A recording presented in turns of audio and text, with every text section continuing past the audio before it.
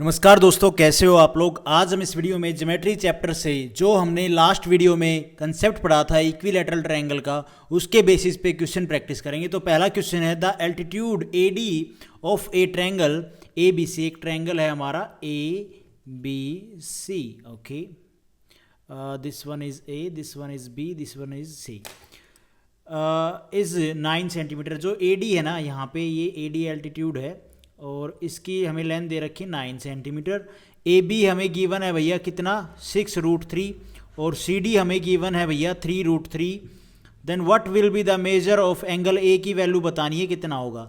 तो भैया ये हमें देखो, ये दो ट्रायंगल बन रहे हैं, ट्रायंगल ए बी डी और ट्रायंगल ए डी सी। ठीक है, हमें दो दो साइड तो गिवन है ना, हर एक ट्रायंगल की दो साइड तो वैल्यू गिवन है हमें, तो हम यहाँ पे पाइथागोरस पर में लगा देंगे तो तीसरी साइड सबकी निकल जाएगी। तो भैया आप ये देखो, इनका साइड का रेशो ले लो आप, 6√3, 9 और 3√3। आप इसको काट दो किससे, 3√3 से काटोगे तो यहाँ पे कितना आएगा भैया, यहाँ पे आएगा 3√3 से काट दो, 3√3 से काट दो तो काटोगे तो ये 2 पे जाएगा। ठीक है, आप इसको काटोगे तो यहाँ पे बचेगा भैया 3×3 9, तो यहाँ पे √3 बच जाएगा खाली, और ये 3√3 से पूरा कट जाएगा, 1 आ जाएगा। ये एक्चुअली आ गया साइड का रेशो। ठीक है, हम यहाँ पे इसकी जगह पे क्या लिख सकते हैं भैया, 2 लिख सकते हैं। 9 की जगह पे हम क्या लिख सकते हैं, √3 लिख सकते हैं, और इसकी वैल्यू आ गई 1। अब आप पाइथागोरस पर में लगाओगे इस ट्रायंगल पे, ट्रायंगल ए बी डी पे, तो आप बी डी की वैल्यू निकाल लोगे भैया, बिल्कुल निकाल लेंगे, क्यों नहीं निकाल लेंगे। तो इस पे भैया हम लगाएंगे पाइथागोरस पर में। अब 2 है, ये 3 है, तो ये हमारा हाइपोटेनस है ना, तो ये बेस निकालना है, तो बेस निकाल लेगा तो माइनस में हो जाएगा, तो ये आ जाएगा भैया 2 का स्क्वायर 4 माइनस में, और ये √3 का स्क्वायर करोगे तो इस स्क्वायर से रूट कट जाएगा, 4 माइनस में 3 कितना आ जाएगा, 1। इसकी बी की वैल्यू कितनी आ जाएगी भाई, 1 आ जाएगी, बिल्कुल आ जाएगी। इसमें आप लगा दो भाई, ये कितना है, इसकी वैल्यू तो 1 है ना, और ये क्या है, √3 है, राइट। सॉरी मैंने यहाँ पे गड़बड़ कर दी भैया, ये हमें सी डी की वैल्यू गिवन थी ना, ये तो ए सी है, ये जो है 3√3 = 1, ये वैल्यू इस रेखा की गिवन है, डी सी की गिवन है, हमें ये वैल्यू निकालनी है। तो भैया ये हो जाएगा √3 का स्क्वायर और प्लस में 1 का स्क्वायर, तो ये आ जाएगा कितना आ जाएगा, ये 3, नहीं गड़बड़ कर दी फिर से कुछ, ये निकालनी है रेखा हमें, ये गिवन है, ये गिवन है, तो ये √3 का स्क्वायर माइनस में 1 का स्क्वायर, ये आ जाएगा भैया कितना, 2 आ जाएगी। ये साइड कितनी आ जाएगी भाई, 2, ये साइड 2 आ गई, ये साइड 2 आ गई, ये 1 आ गई, ये 1 हमें थी, ये 9 सेंटीमीटर। अब ये क्या बन गया, ये हमारा भैया बन गया एक इक्विलैटरल ट्रायंगल, बन गया कि नहीं बन गया भाई। और इक्विलैटरल ट्रायंगल का हर एक कोण 60 डिग्री का होता है, 60 डिग्री, 60 डिग्री। कुछ नहीं किया, ये तो एंगल आ गया हमारा 60 डिग्री, इसका राइट आंसर होगा। कुछ नहीं था, ट्रायंगल बनाया, ट्रायंगल में हमें साइड का रेशो हमने निकाला, काट के ये रेशो आ गया। अगर एक ट्रायंगल की 2 साइड गिवन है, तीसरी आप निकाल लोगे। इसमें हमने ये 1 निकाल लिया, इसमें भैया √3, हमें 2 ट्रायंगल थे। ठीक है, 2 ट्रायंगल में हमें दोनों साइड का हमने रेशो निकाल लिया काट के, जो वैल्यू तो साइड रेशो निकाल लिया, ये 2 था, ये √3 आ गया, 9 इक्वल किसके आ गया, √3 के। ठीक है, और हमें डी सी हमें गिवन थी √3 की वैल्यू आ गई 1 बराबर, हमने ये काट के रेशो काट के, साइड का रेशो काट के। ठीक है, हमें क्या निकालना था, ए सी चेक करनी थी क्या आएगी, और बी डी चेक करनी थी। तो भाई ये इसमें हमने ये 2 का स्क्वायर किया, बी डी निकालने के लिए क्या करना पड़ेगा, ए बी का स्क्वायर माइनस में और ए डी का स्क्वायर। ठीक है, तो ए बी का स्क्वायर, 2 का स्क्वायर 4, और माइनस में √3 से स्क्वायर कट जाएगा, 3 बचेगा, 1 आ गई। बी डी की वैल्यू 1 आ गई। इसमें अगर आप ए सी निकालोगे तो कैसे निकलेगी वो भैया यहाँ पे निकलेगा, यहाँ पे ए डी का स्क्वायर कितना हो जाएगा, 3 बचेगा, प्लस में 1 का स्क्वायर कितना होगा, 1, तो 4, √4 क्या होता है भैया, 2, ये 2 वैल्यू आ गई। ठीक है, अब ये वैल्यू के हिसाब से क्या बन गया हमारा, इक्विलैटरल ट्रायंगल बन गया कि नहीं बन गया भाई। और इक्विलैटरल ट्रायंगल में हर साइड क्या होती है, वो होती है भैया हमारी 60 डिग्री, तो 60 डिग्री हमारा आंसर हो गया। होप आपको ये समझ में आया होगा भाई। उसके बाद है भाई ये question, in a given triangle A C ratio A B का हमें ये रेशो गिवन है, then find the value of X की वैल्यू निकालनी है। तो इसमें हम क्या करें, जब इस तरह का क्वेश्चन आए तो एक साइड को ब्रेक करना होता है। कौन सी साइड को, किसी भी साइड को ब्रेक कर लो, क्योंकि AC कहाँ है, AC ये हो गया 1 और AB ये हो गया √3 प्लस में 1। अब ये √3 प्लस में 1 है ना, तो इसको एक साइड को ब्रेक करना होता है। मान लो इस यहाँ से हमने एक रेखा खींच दी, कोई भी कहीं पे भी खींच दो, ये ज़रूरी नहीं है परपेंडिकुलर है, ठीक है, ये D पॉइंट।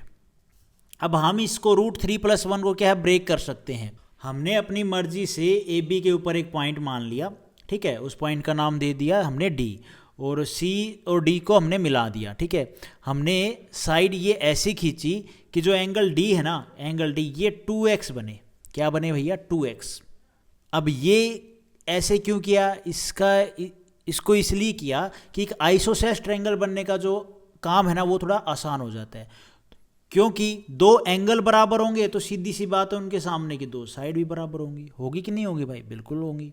तो दो एंगल बराबर हैं, एंगल A बराबर है एंगल D के, तो दो साइड बराबर होंगी, AC बराबर होगी CD के। होगी कि नहीं होगी भाई, बिल्कुल होगी। और अगर आप क्वेश्चन में देखोगे हमें AC की लेंथ दे रखी है 1, तो अगर AC 1 है तो CD भी कितनी होगी भाई, 1 होगी, क्योंकि बराबर होंगी, दो एंगल बराबर, दो साइड बराबर। ये हमने अपनी मर्जी से किया है भाई, ताकि जो हमारा क्वेश्चन है वो आसानी से सोल्व हो जाए।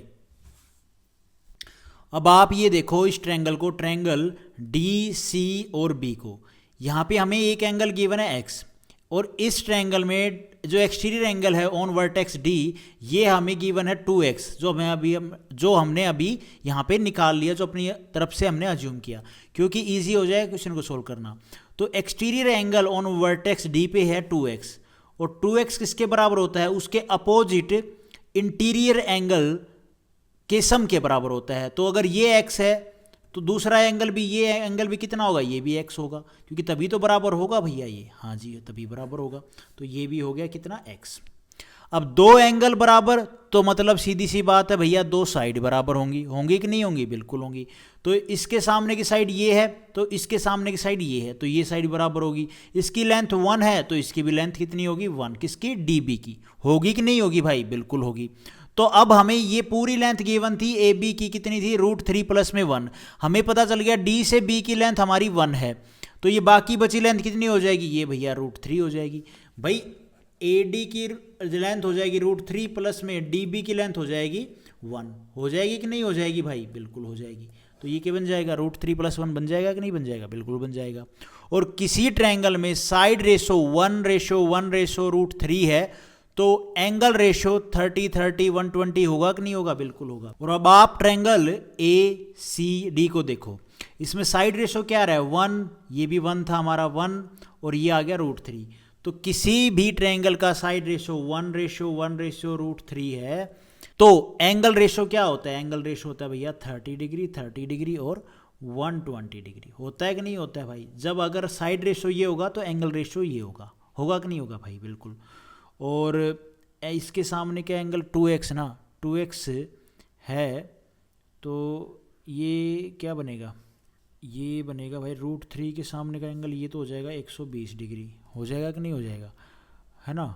और इसके सामने का, इस साइड के सामने का ये एंगल हो गया, और 2x के सामने का ये आ जाएगा भैया हमारा 30, ये 30 डिग्री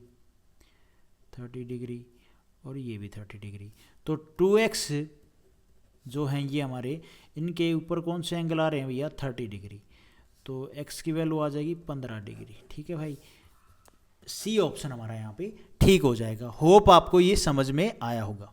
उसके बाद इसी वीडियो में ही भाई हम एक छोटा सा रूल पढ़ लेते हैं, ताकि नेक्स्ट वीडियो में जब क्वेश्चन प्रैक्टिस करेंगे तो थोड़ा सा बेसिक सा आइडिया रहेगा। तो यहाँ पे रूल है भैया कोसाइन रूल, जो काफ़ी इंपॉर्टेंट है। ठीक है, अब कोसाइन रूल क्या होता है कि कोई एक ट्रायंगल है भैया, ठीक है, ट्रायंगल में ये साइड A, ये साइड B, ये वर्टेक्स C, और ये साइड C, ये साइड B, ये साइड A। सबसे पहले तो आप ये बताओ कि भाई कोस थीटा होता क्या है। कोस थीटा ये होता है बेस अपॉन में हाइपोटेनस। पहले तो यही पता होना चाहिए, उसके बाद कोसाइन रूल की बात है। साइड पता है और एंगल का मान निकालना है, तो सीधी सी बात है, मान लो ये एंगल A ही है, हमें इसको कोस के फॉर्म में निकालना है, इसकी वैल्यू क्या होगी। तो कोस A की फॉर्म में क्या वैल्यू होगी, तो भैया इसके साइड का स्क्वायर B² बेस अपॉन में हाइपोटेनस। ठीक है, B² प्लस में सी स्क्वेयर माइनस में ए स्क्वेयर अपॉन में 2ab और सॉरी 2bc। अच्छा ये तो हो गया ऑन वर्टेक्स ए पे। कोस अगर बी वर्टेक्स पे निकालना है एंगल बी पे तो क्या होगा, सी स्क्वेयर प्लस में ए स्क्वेयर माइनस में बी स्क्वेयर अपॉन में 2ab। अच्छा जी 2ca होगा, 2ca। और अगर कोस ऑन वर्टेक्स सी पे निकालना है तो ए स्क्वेयर प्लस में बी स्क्वेयर माइनस में सी स्क्वेयर अपॉन में 2ab। ये अलग अलग वर्टेक्स के ऊपर हमने कोस की फॉर्म में हमने एंगल निकाल लिया। अच्छा जी अब क्या करें, अब थोड़ा सा इसको और सोल्व कर लें। Boom boom Shakalaka boom boom. इसको ले लो पहले, सबसे पहले इसको उठाएंगे तो ए स्क्वेयर को अगर इधर लेके आएंगे तो ए स्क्वेयर पॉजिटिव हो जाएगा, ए स्क्वेयर ये बी स्क्वेयर प्लस में सी स्क्वेयर माइनस में 2bc है ना, ये प्लस का ऊपर जाके माइनस का हो जाएगा 2bc और कोस ए। अच्छा जी एक तो रिजल्ट ही आ गया। इसका रिजल्ट क्या आ जाएगा, बी स्क्वेयर हो जाएगा सी स्क्वेयर प्लस में ए स्क्वेयर माइनस में 2ca और यहाँ पे आ जाएगा फिर से भैया साथ में मल्टीप्लाई हो जाएगा अपना कोस बी। अच्छा जी उसके बाद सी स्क्वेयर हो जाएगा हमारा, इससे आ जाएगा ए स्क्वेयर प्लस में बी स्क्वेयर माइनस में 2ab और कोस सी। ये बात एक ही है भाई, इस तरह से भी हमें क्वेश्चन निकालना पड़ सकता है, बी की वैल्यू निकालनी पड़ेगी और ऐसे भी कोस बी भी निकाल सकते हैं।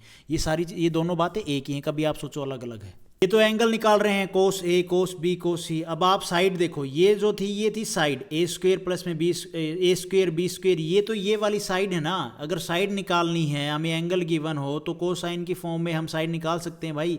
ये तो एंगल था ना, एंगल कोस ए कोस बी कोस सी, ये साइड हैं ए स्क्वेयर बी स्क्वेयर। देखो अभी मैं आपको एक एग्जाम्पल देता हूँ, आपको और अच्छे समझ में आएगा।